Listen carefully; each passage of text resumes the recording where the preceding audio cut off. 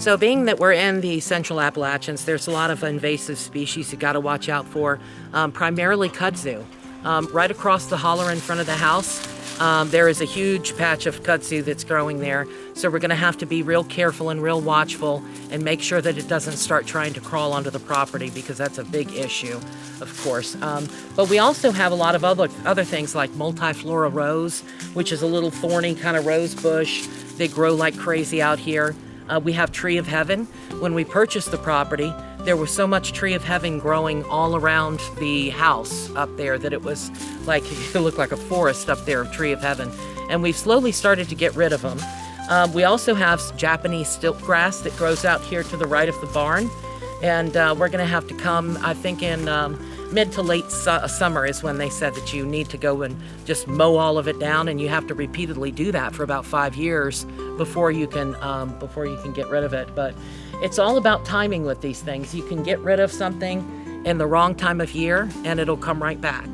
You get rid of it in the right time of year, then it doesn't have a chance to actually go to seed, and you have to repeat that, like I say, for a couple of years before you can totally get rid of it.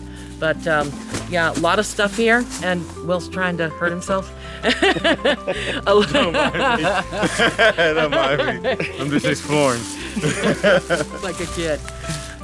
But yeah, so we've got a lot of invasive species on the property, and as you can see, it's just, everything is just so grown up around here.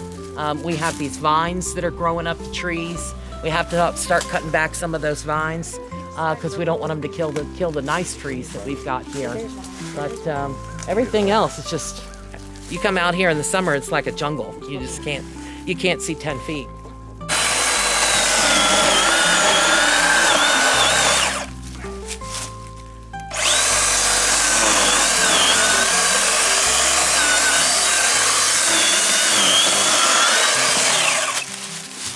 This has been a good demonstration about how to cut the vines off of these trees. Because the property was abandoned for so many years and neglected, there are all of these huge vines growing up all over everything. Some of them could be like the old grapevines. Some of them could be poison ivy. I've heard that it grows really large here. But what you want to do is, preferably sometime when it's gone dormant, you come out here and you cut out a section of it. If you cut out about maybe 12 inches of it, the vine can't regrow onto itself. And if you have one where the vine has sort of embedded itself into the side of the tree, you want to take a sharp knife and try to wiggle it back behind the vine and sort of pull it away enough to be able to get something back there, maybe even the knife, so that you have something to cut against, because you don't want to cut into the tree with your chainsaw or whatever else you're using. So that's just kind of one of those ways you can sort of get it away from the tree long enough to be able to chop it.